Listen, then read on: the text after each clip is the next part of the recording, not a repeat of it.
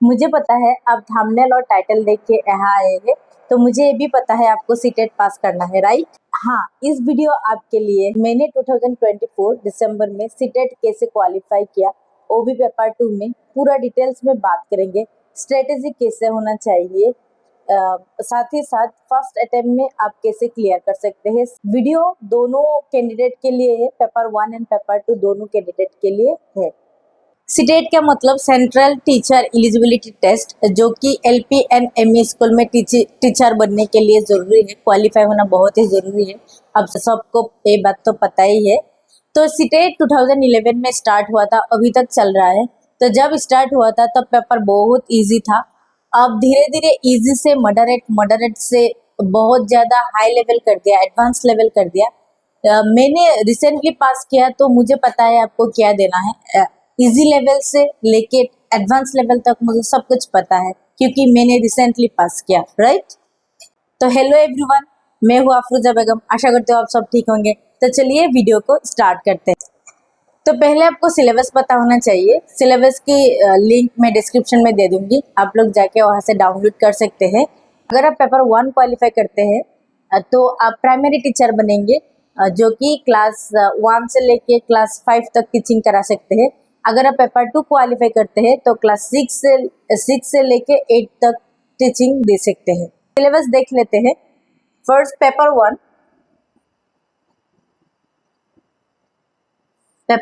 मतलब क्लास 1 से लेके 5 तक प्राइमरी टीचर के लिए क्वालिफाई करना होता है। एंड पेपर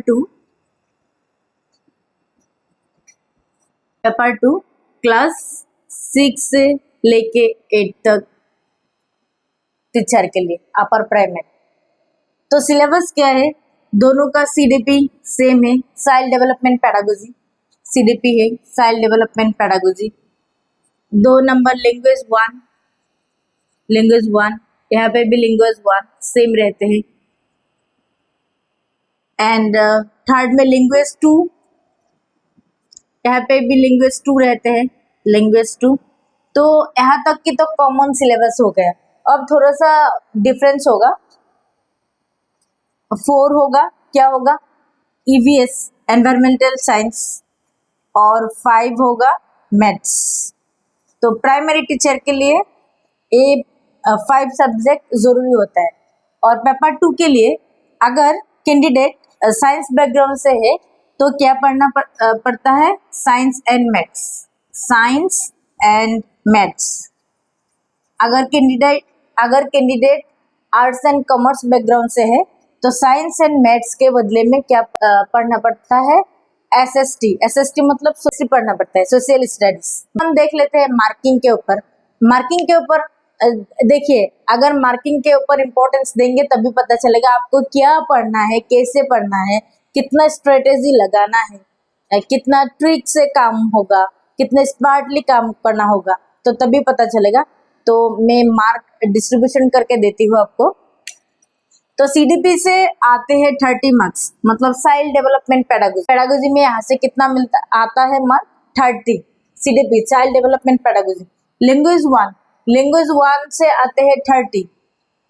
तो 30 में से 15 क्या आते हैं, पेडागोजी। तो फर्स्ट पेडागोजी सेक्शन डिस्कस करते हैं। 15 क्या आते हैं, पेडागोजी। सेम इधर भी 15 पेडागोजी आते हैं, इधर 30। तो एक पेडागोजी हो गया। लैंग्वेज 2 में भी 15 आते हैं, 15 पेडागोजी आते हैं। ईवीएस में भी 15 पेडागोजी आते हैं। तो मैथ से मार्क आते हैं 30, तो 15 और 15 पेडागोजी से आते हैं।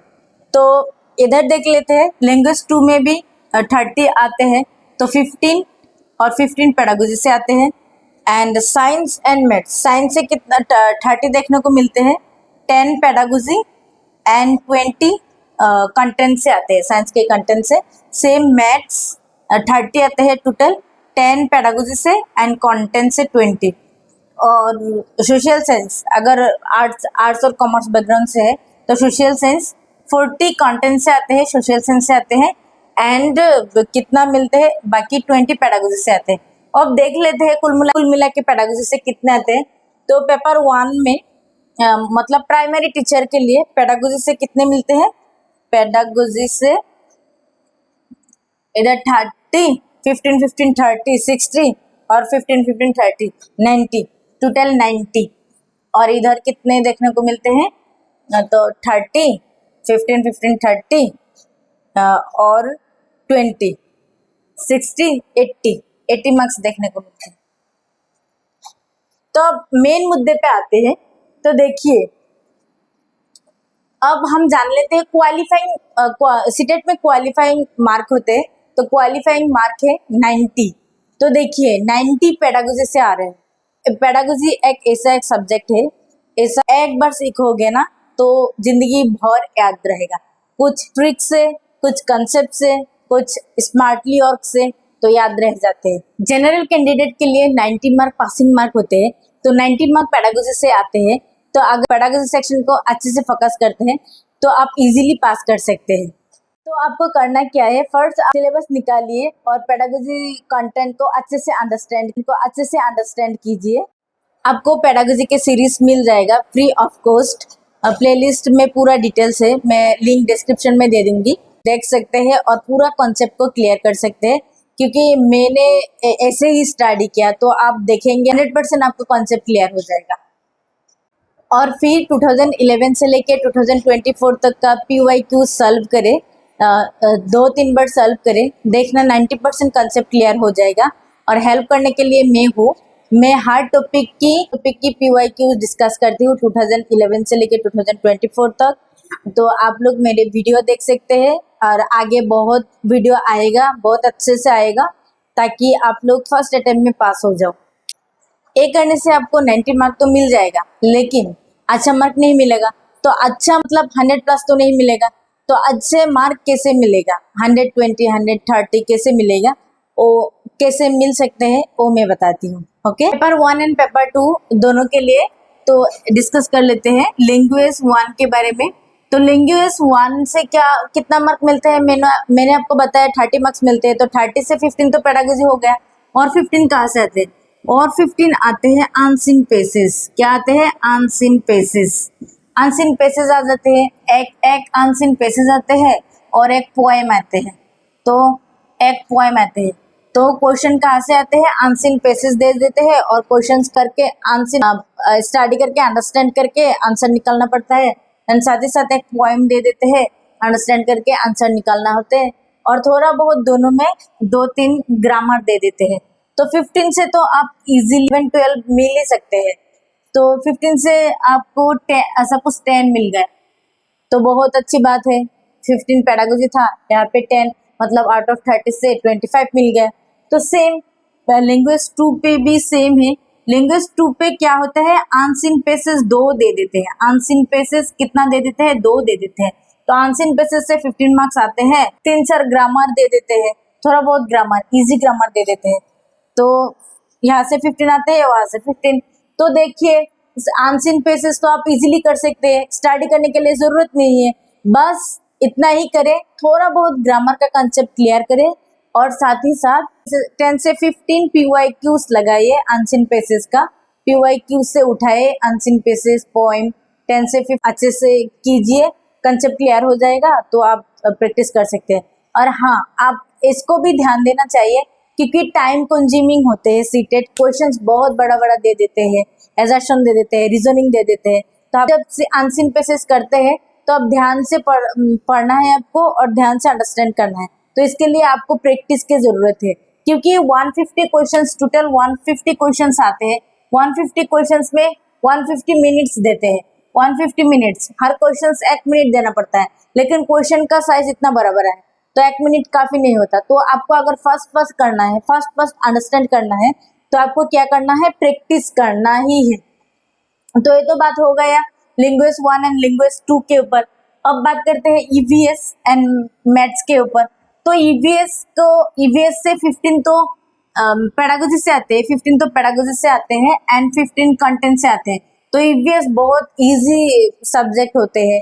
एनवायरमेंटल स्टडीज थोड़ा बहुत अगर कंटेंट देख लेते हैं, थोड़ा बहुत बुक से कंटेंट देख लेते हैं या यूट्यूब वीडियोस वगैरह भी देख लेते हैं तो कंटेंट से 15 तो मिल ही जाएगा और पेडागोजी भी मिल जाएगा। तो नेक्स्ट मैथ्स, अगर आप मैथ्स को अगर आपको मैथ्स अच्छा नहीं लगता तो आप मैथ्स सेक्शन को अवॉइड कर सकते हैं, 15 मार्क्स अवॉइड कर सकते हैं। और 15 मार्क तो पैडागोजी है, अवॉइड मतलब फुल्ली अवॉइड ना करें क्योंकि मार्क घट जाएगा। तो जो आपको आता है, जो आप इजीली कर सकते हैं, मतलब टाइम कंज्यूमिंग नहीं होता, क्वेश्चंस देखो थोड़ा बहुत तो मैथ्स का कंसेप्ट आ ही जाता है। तो अगर आपको मैथ्स करना है, आप मैथ्स कर सकते हो तो लास्ट में करिए, मैं सजेस्ट करती हूँ, मेरा पर्सनल व्यू है। क्योंकि अगर मैथ्स फर्स्ट टाइम लोगे तो टाइम बहुत खा जाते हैं, टाइम बहुत निकल जाते हैं, फिर हम पेपर कंप्लीट नहीं कर सकते हैं। तो मैथ्स जितना हो सके लास्ट में रखिए, जितना कर पाए उतना ही करें। तो आप अगर ये बात माने ना तो इजीली आप 120 प्लस मार्क उठा सकते हैं, 120 प्लस मार्क उठा सकते हैं। अब तो ये पेपर 1 के लिए हो गया, पेपर 2 के लिए लैंग्वेज 1 एंड लैंग्वेज 2 तो सेम ही है, मतलब अब बाकी रह गया साइंस। तो साइंस से 20 से कंटेंट और 10 पेडागोजी। 20 कंटेंट तो 6 से लेके 10 लेवल तक आपको साइंस स्टडी करना है मतलब कंटेंट को, कंसेप्ट को क्लियर करना है। देखिए कुछ टॉपिक ऐसा होता है 6 में भी है, 7 में है, 9 10 सेम कंसेप्ट है, तो आप डिटेल्स में थोड़ा बहुत देखिए और PYQs लगाइए। मैथ्स सेम वही है, कंटेंट देखिए और पेडागोजी तो है। और सोशल स्टडीज से 40 आते हैं, तो 40 कंटेंट के लिए आप अगर कुछ चैप्टर्स आप याद रखिए, मेमोराइज करें, अंडरस्टैंड करें, तो आपको इजीली मार्क मिल सकता है। तो आप ऐसे ही 120 130 प्लस मार्क ला सकते हो। तो आज के लिए इतना ही, मैं मिलती हूँ आपको अगले सेशन लेके, अगले सीटेट के वीडियो लेके।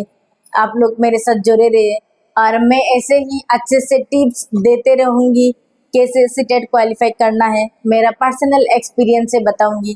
क्या नेक्स्ट वीडियो होने वाला है इंफॉर्मेटिव वीडियोस, क्या गलती करना है क्या गलती नहीं, किस गलती की वजह से आपके सीटेट क्लियर नहीं होते, एक एक नंबर से कैसे सीटेट क्लियर नहीं होते। तो मैं मिलती हूँ अगले सेशन लेके, तब तक आप लोग ठीक मस्त स्वस्थ रहिए। और वीडियो अच्छे लगे तो शेयर कीजिए, लाइक कीजिए, मुझे सपोर्ट कीजिए।